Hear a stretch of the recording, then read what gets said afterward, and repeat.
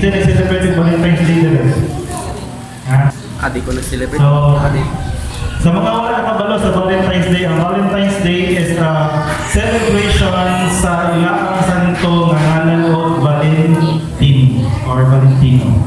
So, sana siya ka-festival, sana siya ka-pista para sa kasakasalan ko nga ngalan si Valentine. So, kada si Valentine is ilangan ni Juan o Saint of Love.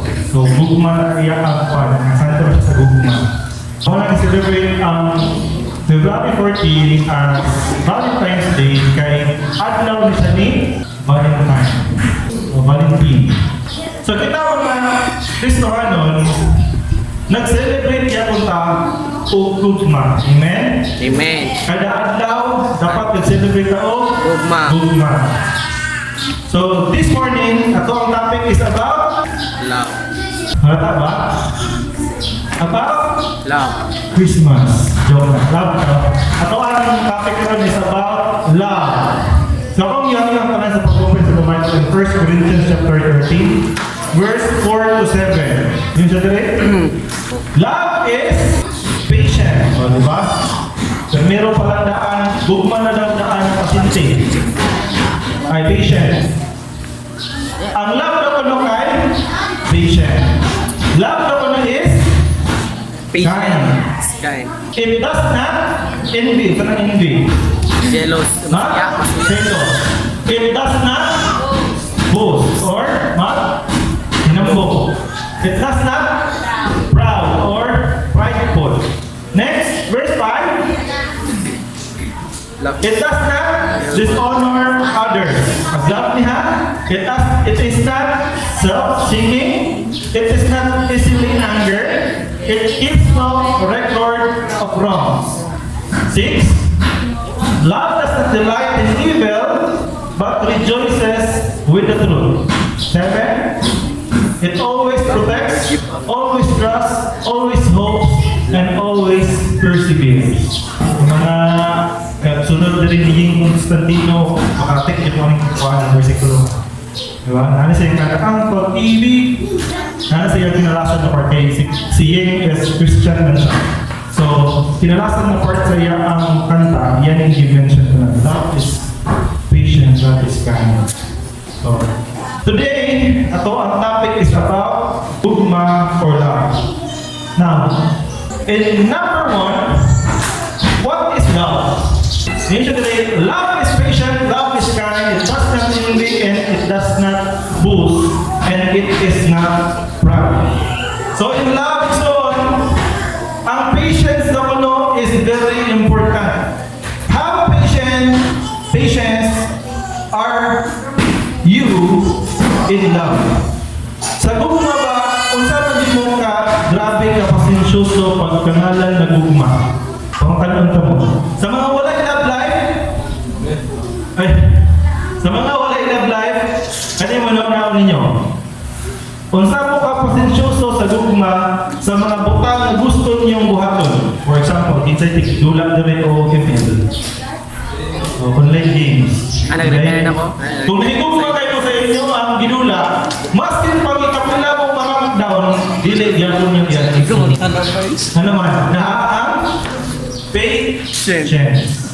Okay? Sa mga na wala higugma, wala ko cellphone, wala ko ML. Dahil kung ba man po mo sa inyo ang ginikanan. Amen? Amen. Amen. Maski pag ikapila ka kasabakan ni mama o ni papa mo uli, yung pagbalay. Amen? Kasi tawag ka na. Patience. Okay? So, importante yun dito ng patience dyan sa paghigugma. So, ang number 1 example na to, in our first example, love is patient, love is kind, it does not envy, it does not boast, or it is not proud. Pas, imposible mo ka na buhaton. Kinsay makabuha ka na nga 100%. Love is patient, so naman idaan ko, nakalupak ka ta. Ano man? No? Wala ka nakahataw flower, wala na, nakain na. Ha? Love is kind. It does not envy, dili ka mo no magsilos. Dili ka mo no mag-boost. Maghinambo. Mahimong prideful. Pas, kina kabuton. Atong natawag sa Bible na napakabuton na. Hosea chapter 1 verse 2 nagingon. When the Lord first began speaking to Israel, iya ang istorya ang mga katawhan ni Israel pinaagi ni Hosea. Si Hosea ay una niyang istoryaan, pero kinahanglan ang kinabuhi ni Hosea mo'y mahimo nga example. Okay, hindi yun siya direct.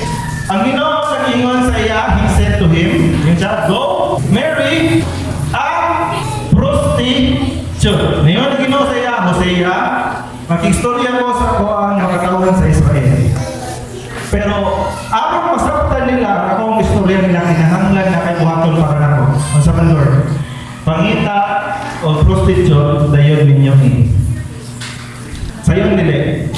Dili sayon. Ano man? Number 1, si Hosea is alagad sa Diyos. Dahil yang ninyo ay prostitute. Yung sa dili? Dili lang ninyo mo, hinahatan pa yun, butangan pa yun mo, hatagan pa yun mo siya kung anak, so that some of her children will be conceived in prostitution. Hinahatan, hatagan pa yun mo sa anak, pero dili nagikan sa imo. Dapat nagikan sa iya, apagka prostitute. Wala mo nakagawa sa story ni Hosea.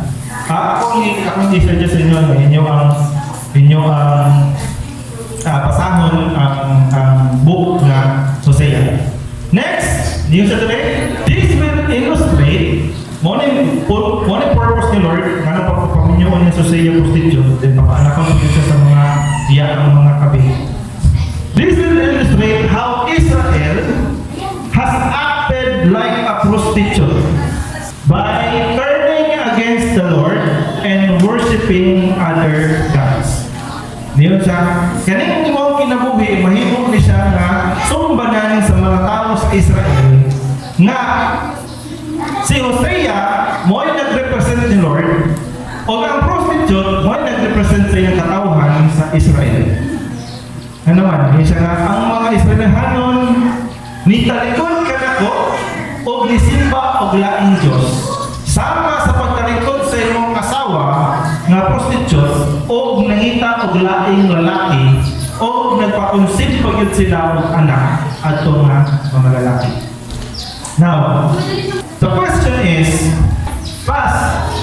nakita na namo nimo ang ipasagot. Si Hosea, grabe kay iyang patience, kaya naman kay paminyo sa silino o prostitute. Pero asa man ito na igo, katong number 1 kung ingon na love is patience, love is kind, it does not envy, it does not boast, and it is not proud. Hosea chapter 3, verse 1, fast forward ka, pag humanag ninyo ni Hosea sa prostitute, sa verse 3, chapter 3, verse 1, then the Lord said to me again, Gomer has many lovers, but you must continue to love her. Do this because it is an example of Lord's love for Israel. Ang unang hiingon ni Lord, Hosea, pagminyaw ka ang prostitute, dayon, pasakti siya, makaanak siya sa laking lalaki, kay mauna mo yung magpa-illustrate na ko na ang mga Israelihanon anak o pinabuhi. Relationship ang Ginoo sa mga tao sa Israel. Pero ang mga tao sa Israel mismo mo'y nitalikod sa Diyos o nangitag laing Diyos o nangita og lain nga Ginoo sa ilang kinabuhi. So dili lang ito nahimo nilang gino-worship, nahimo pa yun na nag-conceive pa yun sila, in short, naabot pa yun sa sitwasyon na sila nakasalanan diya sa Diyos. Same sa prostitute nga nakasalat na sa iyang mana naman kay dili lang siya naghihilawa sa laing lalaki na puros pa yun siya. Pero kung sa'yo giingon sa Ginoo pag-abot sa kinalasan, niingon siya, naabot ba ng panahon nga gibiyakan ni Gomer iyang mana, pero nahulog niya kung ibaligya pa siya sa iyang mana. So si Gomer, nahimo siya nga slave. So si Gomer, ibaligya na siya, di-auction na siya. Kinsay mo palit kaning bayhan na prostitute, dengan kain siya og lalaki. Then the Lord said to me again, niyon si Lord ni Hosea, Gomer has many lovers.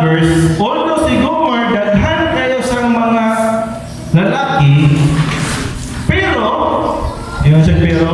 You must continue loving her. Do this because it is an example of the Lord's love to Israel. Now, asa punta ang love is patience. Nagpasabot ba nga na igsuon nga ang gugma sa Diyos Aliw to change my question.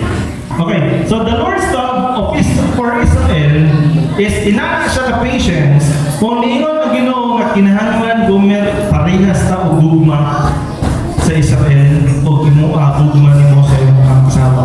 Maskin pa daghang lalaki ang asawa pero niingon ang Ginoo, you must continue loving her. Imagine kung sa patience ni Hosea anak Akay. Nakabalo na sa gibinoan na sa tagalingon man na Ginoo, padayon na o giguma imong asawa. Love is patience. Love is kind. Ano man, si Hosea maski nagsayod siya sa sala sa iya asawa, wa yun niya gitulaka. Ang bananawa na, kulakahon na. Yung pagmuman, matutulpo. Pagkatutulpo mo, yung din siya na, ay, kasi po, nangapit kumulot siya. So, himo nga, himo niya na rason ang pagkulata, agi kay nangapit na niya ang asawa. Pero niingon ang Ginoo ni Hosea, padayon na sa o higugma. Love is patient, love is kind. Sunod, it does not envy. Nagpakita pa si Hosea o pagselo sa iyang asawa kasi pila na raw kaya anak sa mga lalaki. Wala. In fact, pag baligya ni Gomer dito sa auction, ipalit pa siya ni Hosea. Imagine mo na, ibinuangan na siya, dili siya kausa, hihimo pa ito katulo. Pero pag ako sa panahon nga nawala na si Gomer, kinigyan ng gilayasan si Hosea kasi Hosea umtay na siya. Tigimo na siya po ng pat. Claim na pat. Muna na iya pag ginabuhi. Muna si Gomer, daghan, wapa mo siya doon. Nakakita siya ng mga dato ng mga lalaki, dito sa mga ito, muna ang nakasala siya. Then ako ka panahon nga, iyan yung bibiyahan si Gomer at ang iporta. Pagkakot sa panahon nga, wala na pagkinahay ang iyang giubanan, baligya na lang po siya as lady. Muna nga, mas din pa o si Gomer has many lovers. Pag ikot ni Lord, Hosea, hinahanglan mo siyang hinugnaon o padayon. Ang nahitabo, si Gomer ipalit ni Hosea sa market slave o iya ang ikuha balik as iya ang asawa. Love is patient.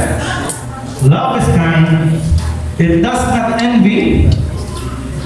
It does not boast. And it is not proud. Number 2, sa iyo sa Bible, it does not dishonor others. It is not self-seeking.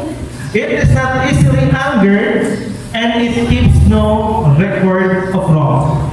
Kasi panahon na ang perfect example ng kuha niya perfectly. Luke chapter 23 verse 34. Isa na siya? Si Jesus.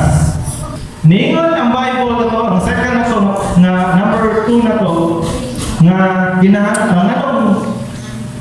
importante ang love diya sa itong kinabuhi. Because, ningon sa today, ang bukma na kuno, dili na siya po dishonor others, dili na siya self-seeking, karang ako na lang pirmi. It is not easily angered, dili siya dali masukok. And kaya may pinaka-importante, it keeps no record of wrong. In short, dili siya maguna-huna sa imong ang nabuhat sa'yo sa unang panahon. O sarang may bubuhat na naigsuon ang demonyo. Yan naman, musulod ka simbahan, ang nanay ka na din na, musulod ka simbahan, wala ka o tigsimba. Simba ro ka o kasas sa kagulan. Sulod-sulod ka simbahan na gahapon sa balik, grabe inom ninyo. Ang sala ang gibuhat nimo, mo'y gamiton sa kaaway aron di ka musulod sa simbahan.